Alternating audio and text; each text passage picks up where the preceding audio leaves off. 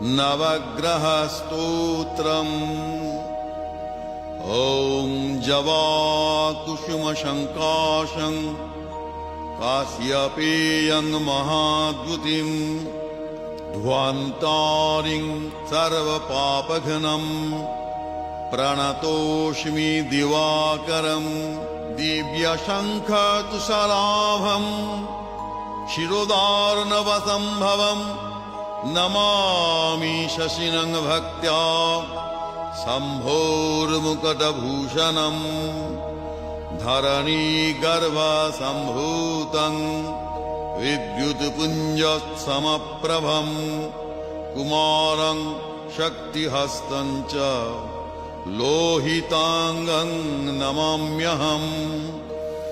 प्रियङ्गुकलिकाश्यामं रूपेण प्रतिमं बुधम्